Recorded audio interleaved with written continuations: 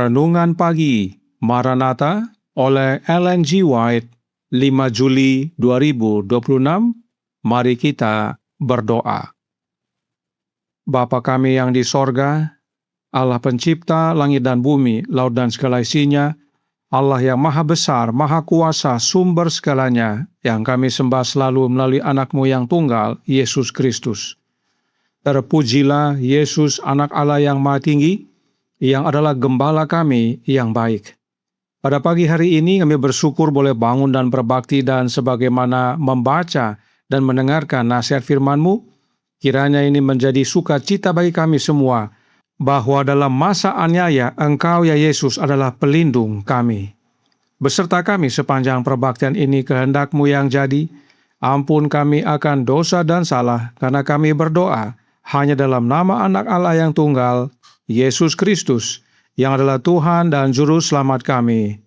Amin. Renungan hari ini akan dibacakan oleh Saudara Eric Lai. Kepada Saudara Eric, kami persilahkan. Selamat pagi, renungan kita pagi ini 5 Juli 2026 berjudul Penganiayaan oleh Protestan dan Katolik. Ayat Alkitab terdapat dalam Matius 10 ayat 22. Dan kamu akan dibenci semua orang oleh kerana namaku, tetapi orang yang bertahan sampai pada kesudahannya akan selamat. Tidak perlu berfikir bahawa kita tidak dapat menanggung penganiayaan. Kita akan harus melewati masa-masa yang mengerikan. Penganiayaan kaum Protestan oleh Romanisme yang hampir memusnahkan agama Yesus Kristus akan lebih dari sekadar ditandingi ketika Protestanisme dan Kepausan bergabung. Umat Allah yang memelihara hukumnya sebentar lagi akan ditempatkan dalam posisi yang sangat sulit. Tetapi semua orang yang telah berjaya dalam terang dan menyebarkan terang itu akan menyadari bahawa Allah campur tangan bagi mereka. Ketika segala sesuatu tampak paling menakutkan, maka Tuhan akan menyatakan kuasa-Nya kepada umat-umat-Nya yang setia. Ketika bangsa yang atasnya Allah telah bekerja dengan cara yang ajaib dan yang atasnya Ia telah bentengkan perisai kemahakuasaan, meninggalkan prinsip-prinsip Protestan dan melalui legislatifnya memberi dukungan serta sokongan kepada Romanisme dalam membatasi kebebasan beragama, maka Allah akan bekerja dengan kuasa-Nya sendiri bagi umat-Nya yang benar.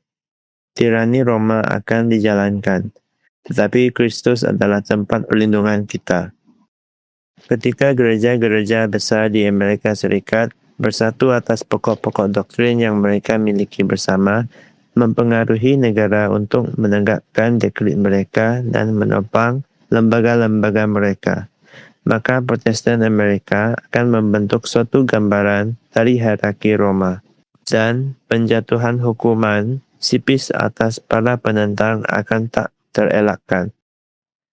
Kitab suci mengajar bahawa kepausan akan mendapatkan kembali supremasi yang hilang, dan api penganiayaan akan dinyalakan kembali melalui konsesi yang mencari muka dari dunia yang disebut Protestan.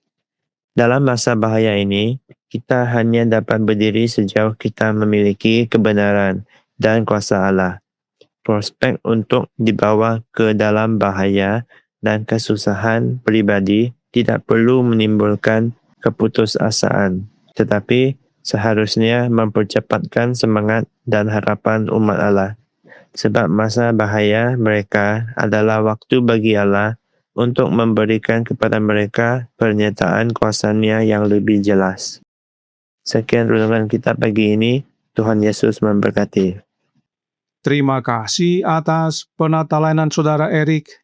Tuhan Yesus memberkati. Selamat pagi saudaraku dalam Tuhan. Pada zaman kegelapan, Roma Katolik menganiaya kaum Protestan. Namun menjelang kedatangan Yesus yang kedua kali, Roma Katolik dan Protestan akan bersatu untuk aniaya umat yang sisa, yaitu umat yang memelihara hukum Bapa dan memiliki iman Yesus. Tentang aniaya ini, Roh Nubuat menuliskan dalam The Review and Herald tanggal 29 April tahun 1890 paragraf 3. Kita harus berusaha memahami bagaimana Allah bekerja. Ia bekerja untuk hamba-hambanya dan membebaskan mereka dari penjara. Mereka tidak berkata, "Jika aku bisa keluar dari tempat ini, aku tidak akan pernah berbicara tentang Kristus lagi." Tidak, karena Yesus ada di dalam hati mereka dan mereka berbahagia.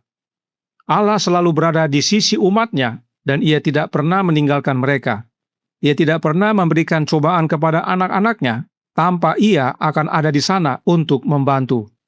Ia tahu persis apa yang dapat mereka tanggung, dan Ia tidak memberi mereka lebih dari yang dapat mereka tanggung. Mereka yang alami aniaya karena setia kepada Allah Bapa dan Anaknya tidak akan menyesal. Mereka malah berbahagia, sebab Yesus hadir dalam hati mereka. Ingat yang berikut ini yang terjadi di zaman kegelapan. The Great Controversy halaman 240 paragraf 2 berkata, "Kemarahan para penganiaya setara dengan iman para martir. Bukan hanya laki-laki, tetapi juga perempuan-perempuan lemah, dan gadis-gadis muda menunjukkan keberanian yang tak tergoyahkan. Para istri akan berdiri di samping tiang pancang suami mereka, dan sementara suami mereka dibakar dalam api, mereka akan membisikkan kata-kata penghiburan atau menyanyikan mazmur untuk menghiburnya.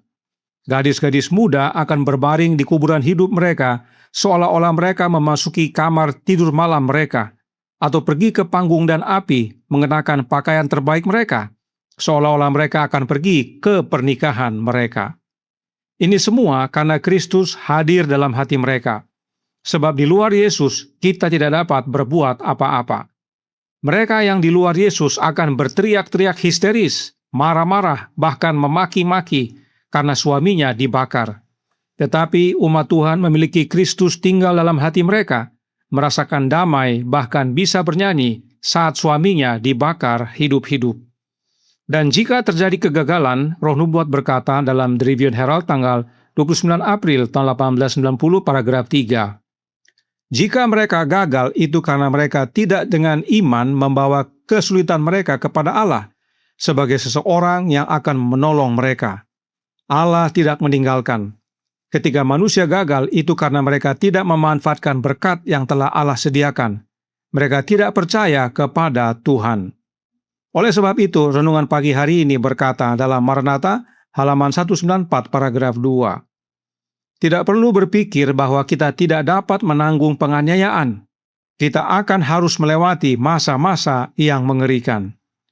Banyak umat-umat Allah yang berkata, "Kalau boleh saya diistirahatkan sebelum masa kesusahan, supaya tidak alami aniaya." Perkataan seperti itu tanda Yesus tidak tinggal dalam hati. Itu perkataan orang yang tidak beriman. Kita harus melewati masa aniaya dan Yesuslah tempat perlindungan kita. Entah kita hidup atau mati karena aniaya, tidak perlu takut, sebab Yesus tahu yang terbaik untuk kita. Itulah iman. Perhatikan yang berikut ini dalam The Review and Herald tanggal 29 April tahun 1890 paragraf 7. Ketika Stefanus dipanggil untuk menderita demi Kristus, ia tidak ragu-ragu. Ia membaca takdirnya di wajah-wajah kejam para penganiayanya, dan ia tidak ragu untuk menyampaikan kepada mereka pekabaran terakhir yang akan ia sampaikan kepada manusia. Ia mendongak dan berkata, "Aku melihat langit terbuka dan anak manusia berdiri di sebelah kanan Allah." Seluruh sorga tertarik pada hal ini. Yesus bangkit dari tahta Bapanya, membungkuk, memandang wajah hambanya, dan memancarkan sinar kemuliaannya sendiri ke wajahnya. Dan orang-orang tercengang ketika mereka melihat wajah Stefanus bersinar, seolah-olah itu adalah wajah seorang malaikat. Sungguh suatu kesaksian yang menguatkan, dan di saat yang sama mengharukan. Stefanus tahu dia akan dibunuh, tetapi dia tidak undur. Karenanya sebelum Stefanus mati, Allah berikan penglihatan sorga, di mana Stefanus melihat Bapa dan anaknya. Hanya dua yang Stefanus lihat.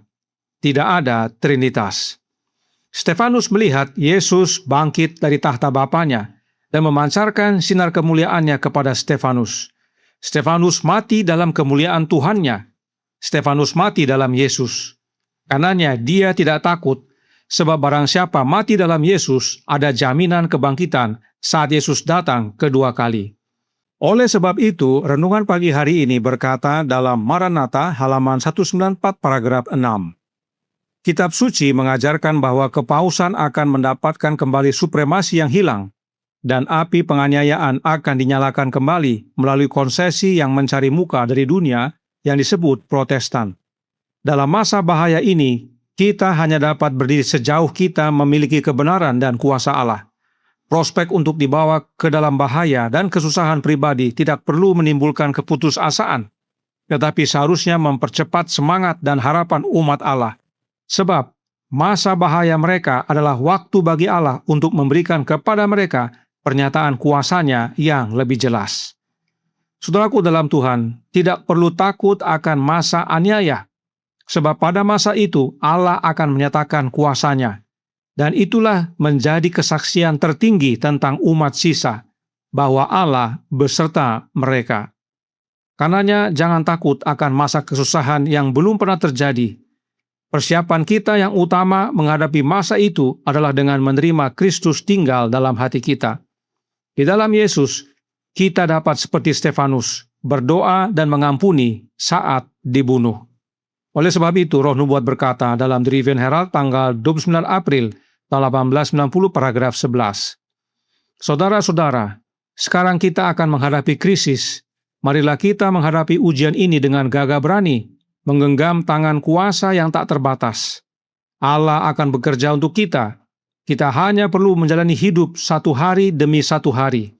Dan jika kita mengenal Allah, Dia akan memberi kita kekuatan untuk menghadapi hari esok, kasih karunia yang cukup untuk setiap hari, dan setiap hari akan menemukan kemenangannya sendiri, sebagaimana juga akan menemukan cobaannya. Karenanya, jangan lagi berkata, kalau boleh saya diistirahatkan sebelum masa aniaya tiba, tetapi berdoalah agar kasih karunia Yesus menjadi bagian kita setiap hari, sehingga kuasa Allah nyata dalam hidup kita. Protestan dan Roma Katolik silahkan bersatu untuk aniaya, tetapi umat sisa tidak takut, sebab Yesus tinggal dalam hati mereka. Entah hidup atau mati, kami tidak akan menyembah patung yang kepausan dirikan. Tuhan memberkati, saya bawa dalam nama Yesus. Amin. Mari kita berdoa. Bapa kami yang di sorga, Allah pencipta langit dan bumi, laut dan segala isinya, Allah yang maha besar, maha kuasa, sumber segalanya, yang kami sembah selalu melalui anak-Mu yang tunggal, Yesus Kristus. Terima kasih atas pekabaran yang menguatkan tentang masa aniaya. Gambaran di masa lalu seperti zaman kegelapan dan bahkan Stefanus merupakan kekuatan bagi kami untuk menghadapi masa kesusahan yang belum pernah terjadi sebelumnya. Dan kiranya ini menjadi pembaharuan bagi kami semua agar tidak takut sebab Yesus beserta kami. Karenanya tolong kami ya Bapa, karuniakanlah roh anak-Mu dalam hidup ini. Sebab hanya dengan menerima Kristus tinggal dalam kami, itulah kekuatan kami untuk menanggung aniaya, dapat melewatinya. Entah hidup atau mati, kami mati dalam Yesus, hidup dalam Yesus. Maka saat Yesus datang kedua kali, keselamatan boleh menjadi bagian kami. Beserta kami sepanjang hari ini kehendak-Mu yang jadi, ampun kami akan dosa dan salah, karena kami berdoa hanya dalam nama anak Allah yang tunggal, Yesus Kristus, yang adalah Tuhan dan Juru Selamat kami. Amin.